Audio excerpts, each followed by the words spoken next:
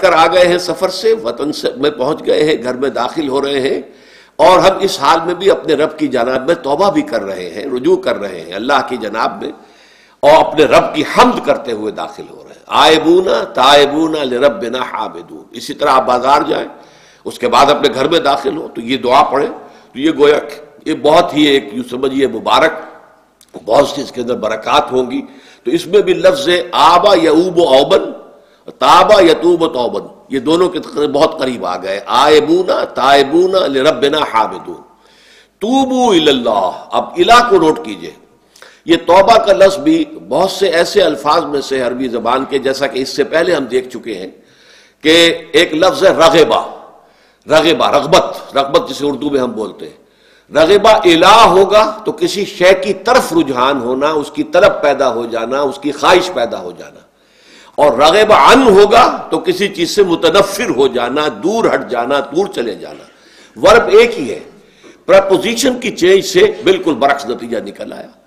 ومن رغب عن سنتی فلیس منی، جسے میری سنت پسند نہیں ہے، جو اس سے ہٹتا ہے، پیچھے ہٹتا ہے، اس کو ترک کرتا ہے، اس کا مجھ سے کوئی تعلق نہیں۔ اسی طرح مالا یمیل و میلن، مالا الہ کسی شے کی طرف مائل ہونا، مالا عن اس شے سے ہٹ جانا، پیچھے ہٹ جانا، نفرت ہو جانا۔ اسی میں وہ لفظ تھا سا، فقط سقط قلوبکما، تمہارے دل جو ہے وہ تو مائل ہو ہی گئے ہیں۔ سغا بھی الہ ہوگا تو اس کے معنی کسی شے کی طرف مائل ہو جانا، عن ہوگا تو کسی شے سے متنفر ہو جانا۔ تو وہاں میں عرض کر چکا تھا لقد سقط قلوبکما، تو اے نبی کی دونوں بیویوں، تمہارے دل تو یقیناً اللہ کی طرف مائل ہو چکے ہیں، توبہ کی طرف مائل ہو چکے ہیں، لیکن زبان سے یہ کہتے ہوئے کہ حضور معاف کر دیجئے غلطی ہو گئی، یہ اس میں ذرا حجاب آ رہا ہے۔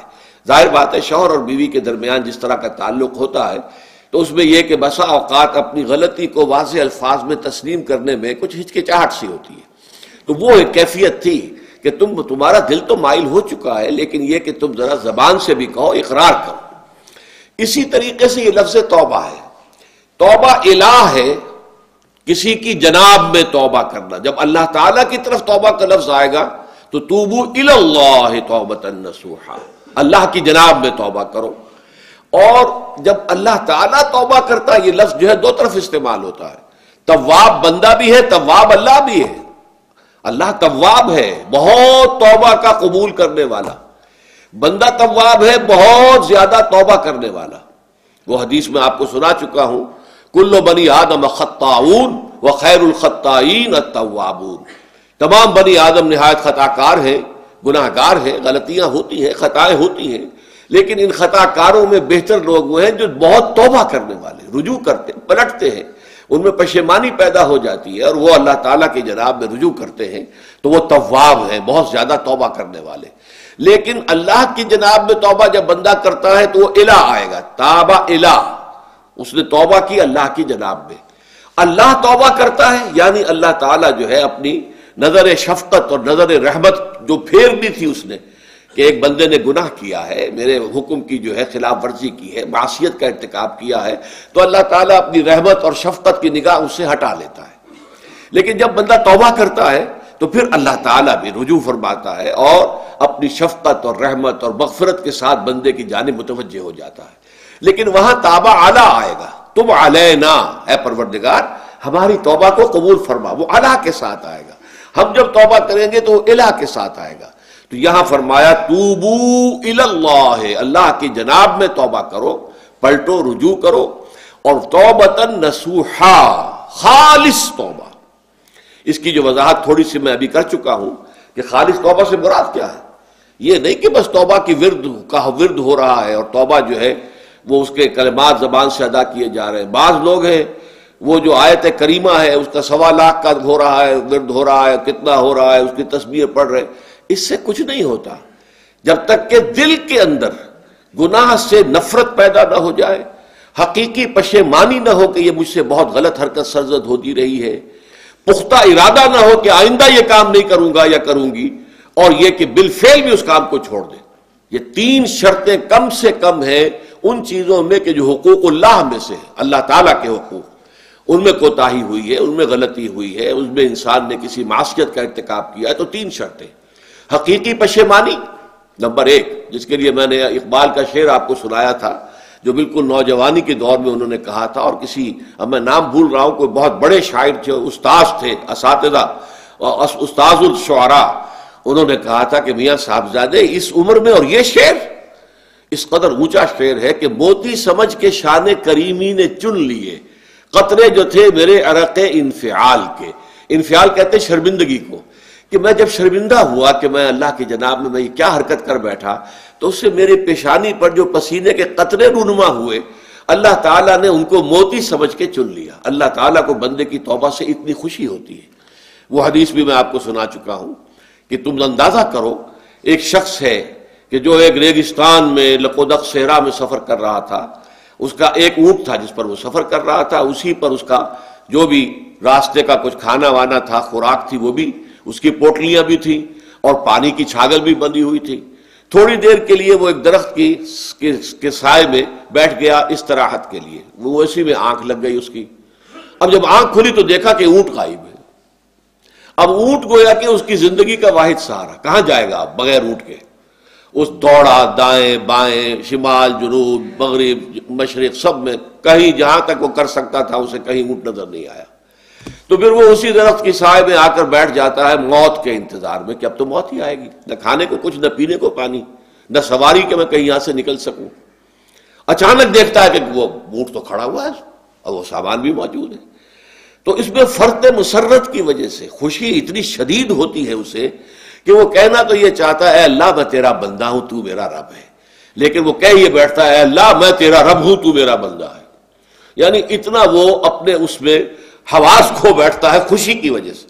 اتنی ہی خوشی ہوتی ہے اللہ تعالیٰ کو اپنے کسی گناہ گار بندے کی توبہ سے۔ اب آپ اندازہ کیجئے، یہ ہے جو تشبیہ حضور صلی اللہ علیہ وسلم نے توبہ کی عظمت کے لیے بیان کی۔ تو اس کے حوالے سے، اور میں آپ کو فلسفے کے طور پر بھی بتا چکا ہوں کہ بہت بڑی غلطی جو ہے، جیسے ان دونوں صورتوں کا جو مرکزی مضمون میں نے بتایا تھا کہ خاندانی زندگی میں دو انتہائی کیفیات پیدا ہوتی ہیں، یا میاں بیوی کی موافقت نہیں ہو رہی تو آخری حد ہے طلاق، یا یہ ہے کہ اتنی محبت ہو گئی ہے کہ محبت کی وجہ سے شریعت کی حدود کے اندر رد و بدل ہو رہا ہے۔ تو پہلے کے موضوع کے اوپر سورہ طلاق ہے اور دوسرے موضوع کے اوپر سورہ تحریم ہے۔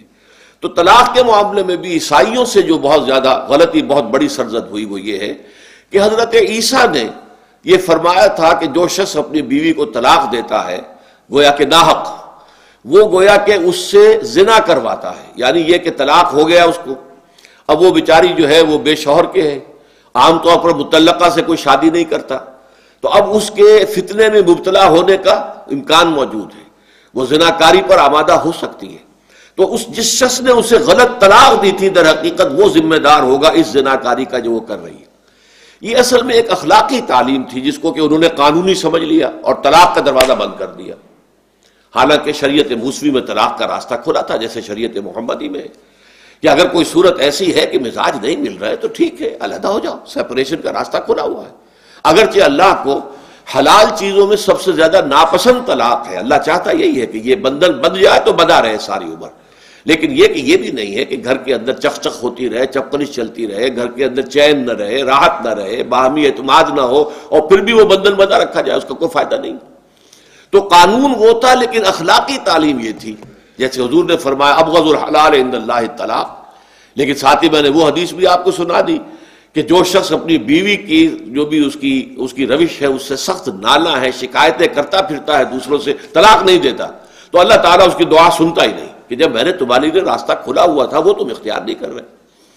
تو یہی معاملہ در حقیقت عیسائیوں نے اس حد تک بڑھایا کہ حضرت آدم اور حوا سے جو خطا ہو گئی تھی، وہ خطا جو ہے وہ تو ہر انسان دنیا میں جو آتا ہے تو خطا کار ہے، وہ اپنے آباء و اجداد، اپنے اماں حوا اور اپنے ابا آدم کی خطا لے کر اپنے ساتھ پیدا ہو رہا ہے، تو گناہ گار ہے۔ Man is sinful from the very birth. اب اس کا کیا علاج ہو؟ پھر وہ تو اس کا علاج ڈھونڈا کہ اللہ نے اپنا اکلوتا بیٹا زمین پر بھیج کر اور اسے ان لوگوں کی طرف سے کفارہ بنا لیا کہ جو ہمارے اس بیٹے پر ایمان لے آئے۔ یہ سارا عقیدہ بناء فاسد علی الفاسد کیوں ہوا؟ کہ توبہ کے بارے میں تصور ان کا غلط ہو گیا۔ اللہ قرآن مجید نے واضح کیا کہ غلطی تو ہوئی تھی حضرت آدم و حوا سے، شیطان کے بہکانے میں آ گئے تھے، لیکن یہ کہ پھر انہوں نے توبہ کی، اللہ نے تاب علیہ، اللہ نے اس کی توبہ قبول فرما لی. فتلق